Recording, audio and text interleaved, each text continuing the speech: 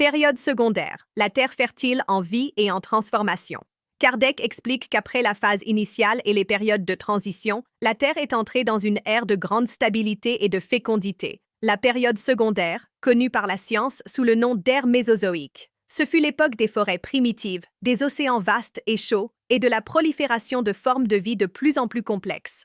La matière atteignait de nouvelles expressions d'harmonie et de beauté, et la planète devenait le véritable sanctuaire de la vie organique. Les plantes couvraient la terre de forêts tropicales denses, et les mers étaient peuplées d'innombrables créatures. Parmi elles se distinguaient les énormes reptiles marins et terrestres, les dinosaures, symboles de force et de vitalité qui marquaient cette ère. Kardec voyait dans cette exubérance de la nature un reflet de la puissance créatrice de Dieu, qui multiplie les formes de vie sans jamais perdre l'ordre ou la finalité. La géologie moderne confirme que la période secondaire a été une période de grand équilibre climatique et tectonique. Les continents ont commencé à se séparer, donnant naissance aux masses que nous connaissons aujourd'hui, et la croûte terrestre s'est largement stabilisée. Ces changements ont créé de nouveaux écosystèmes, et la diversité biologique a prospéré à un rythme accéléré. La vie marine et terrestre a atteint une complexité sans précédent, et les premiers mammifères et oiseaux ont commencé à apparaître, prélude à l'ère humaine qui viendrait plus tard. Pour le spiritisme, cette floraison de la vie est l'expression de la loi du progrès universel.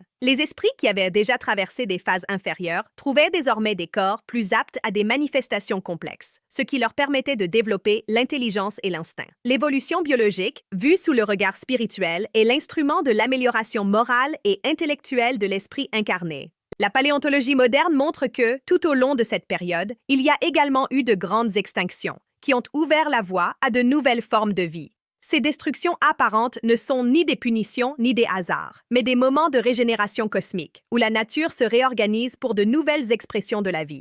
Ce qui périt cède la place à ce qui renaît, tout comme l'esprit abandonne le corps usé pour s'habiller d'un nouveau dans sa marche ascendante. La physique et la biologie actuelles reconnaissent que la vie évolue de manière systémique, selon des lois précises d'adaptation et de transformation. L'énergie qui anime ces processus est la même que celle que Kardec a nommée fluide cosmique universel, le champ subtil qui relie toute la création, de la particule à l'esprit. L'univers est un immense laboratoire de vie, et chaque phase de la Terre est un chapitre de cette œuvre divine en constant mouvement. Kardec comparait le période secondaire à la maturation de la jeunesse humaine. La force exubérante se manifeste en plénitude, préparant l'être à de plus grandes responsabilités. La Terre, pleine de vitalité, se préparait également à accueillir des êtres dotés de raison, qui un jour comprendraient l'intelligence qui la gouverne.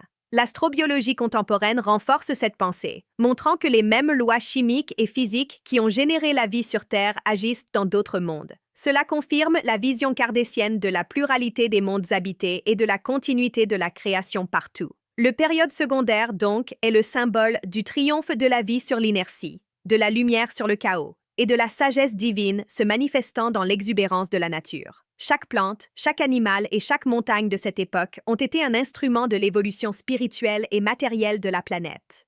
Si cette réflexion vous a inspiré de l'admiration pour la force créatrice de Dieu, partagez-la. Parce que comprendre la période secondaire, c'est connaître que la vie est le langage du Créateur, écrit dans les pierres, dans les eaux et dans les êtres qui habitent en le temps.